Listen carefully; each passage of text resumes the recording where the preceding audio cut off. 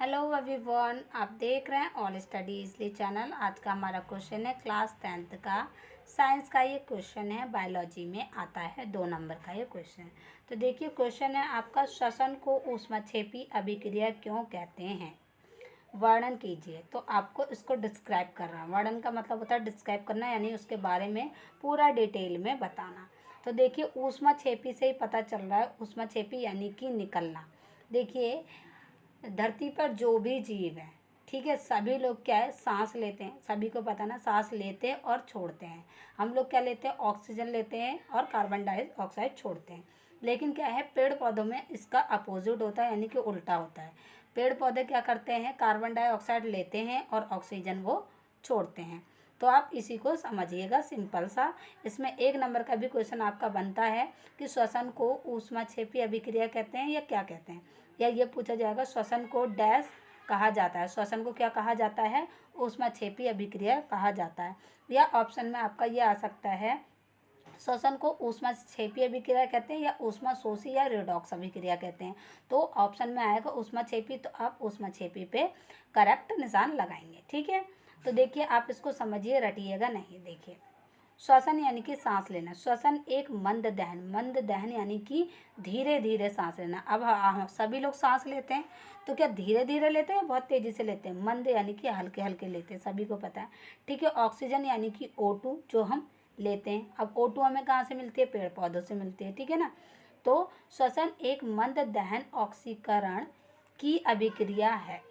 ठीक है, ऑक्सीकरण की क्या है, एक अभिक्रिया, यानी कि ऑक्सीजन लेने की अभिक्रिया, जिसमें कार्बन डाइऑक्साइड जल वाष्प एवं, जिसमें क्या है, कार्बन डाइऑक्साइड जो हम छोड़ते हैं, ठीक है, जल वाष्प एवं एटीपी। देखिए आप एटीपी की फुल फॉर्म क्या है, एटीपी क्या होता है, एडिनोसिन ट्राइफॉस्फेट। यहाँ आपका 1 नंबर का क्वेश्चन बनेगा, देखिए पेपर में आएगा, एटीपी की फुल फॉर्म लिखिए। ठीक है, बहुत से लोगों को नहीं पता एटीपी क्या होता है। एटीपी की फुल फॉर्म होती है एडिनोसिन ट्राइफॉस्फेट। यही क्या है, हमारे शरीर में ऊर्जा के रूप में निकलती है। ठीक है, एटीपी के रूप में ऊर्जा निकलती है। तो श्वसन क्या है, एक ऊष्माक्षेपी अभिक्रिया निकलती है, यानी कि ठीक है, तो ये क्या हो गई, ऊष्माक्षेपी है, इसलिए इसे ऊष्माक्षेपी अभिक्रिया कहा जाता है। समझ में आया। अभी आपको अच्छे से नहीं समझ में आया होगा। अब देखिए पहले एटीपी को समझिए। देखिए जो एटीपी है वो एडिनोसिन ट्राइफॉस्फेट है। यहाँ से आपका एक और क्वेश्चन बन गया, आपके यहाँ पे अभी 3 क्वेश्चन बन गए हैं। ठीक है, 1-1 नंबर वाले। अब देखिए एटीपी का कार्य पूछ लेता है, तो आप एटीपी का कार्य क्या बताएंगे, क्या होता है। पहले तो ये बताएंगे कि क्या होता है, एटीपी क्या होता है। ठीक है, ये एक कार्बनिक घटक है। 1 नंबर का क्वेश्चन एक ये भी बन गया। क्या है, एटीपी क्या है, एक कार्बनिक घटक है।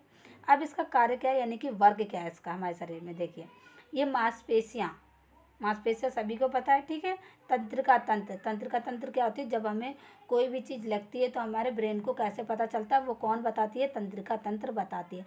जैसे अभी चिंगोटी काटी मेरे को, ये किसने बताया, ये तंत्र का तंत्र में बताया। किसको, मेरे ब्रेन को, यानी कि मेरे दिमाग को। ठीक है, तो मांसपेशियाँ, तंत्र का तंत्र, मांसपेशियों, तंत्र का तंत्र ऊर्जा लाता है। ठीक है, ये जो एटीपी है किस में लेके आता है, मांसपेशियों में और तंत्र का तंत्र में ऊर्जा लाता है। समझ में आया। देखिए एटीपी क्या है, पहले तो ये कार्बनिक घटक है, इसका कार्य क्या है, मांसपेशियों और तंत्र का तंत्र में ऊर्जा लाने का कार्य है।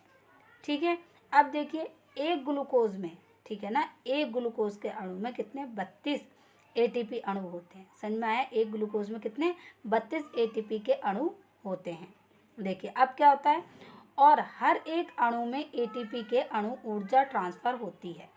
ठीक है ना, और क्या होता है, हर एक एटीपी के अणु में, ठीक है ना, हर एक एटीपी के अणु में क्या होती है, ऊर्जा ट्रांसफर होती है। तो वही चीज़ हमारे क्या शरीर से बाहर निकलती है सांस के रूप में। समझ में आया। तो ये होती है ये होता है एटीपी, इसीलिए इसे क्या कहा जाता है, ऊष्माक्षेपी अभिक्रिया कहा जाता है। अब देखिए यहाँ पे, अब एक और आपका क्वेश्चन बना है, यहाँ पे सूत्र पूछ लेगा एटीपी का, जैसे एग्जाम में, तो आप सूत्र क्या लिखेंगे, C10। देखिए यहाँ दिख रहा होगा, C10 H16 N5O13 P3। आप इसको ऐसे बोल सकते हैं, C10 H16 N5O13 P3। तो आप इस तरीके से इसका सूत्र लिखेंगे। एटीपी का अगर 1 नंबर में क्वेश्चन आता है तो इस तरीके से आप इसका सूत्र लिख देंगे। तो इसमें देखिए आपको 4 क्वेश्चन निकल के आ गए इसी क्वेश्चन में। तो ये होता है श्वसन को ऊष्माक्षेपीय अभिक्रिया कहते हैं। अगर आपसे एग्जाम में पूछेगा तो आप इतना बड़ा लिख के आएंगे, 3 या 4 नंबर का क्वेश्चन पूछेगा, जब वर्णन करने को कहेगा तो 3 या 4 नंबर का आएगा। तो आप इस तरीके से पूरा बता के आएंगे ना, आपको पूरे मार्क्स मिलेंगे। और ये नोट मैंने इसलिए डाला है कि एटीपी आपको पता होना चाहिए कि कैसे ये ऊष्माक्षेपीय अभिक्रिया है। ये एटीपी के रूप में हमारे शरीर से बाहर निकलती है, इसीलिए इसे ऊष्माक्षेपीय अभिक्रिया कहा जाता है। तो ये था श्वसन को ऊष्माक्षेपीय अभिक्रिया इसलिए कहते हैं। आई होप आपको समझ में आया होगा। अगर समझ में आया तो प्लीज़ चैनल को सब्सक्राइब कर लें और बेल आइकन ज़रूर दबाएं ऐसे आने वाली वीडियोस के लिए। Thank you. अब हम नेक्स्ट वीडियो में मिलेंगे।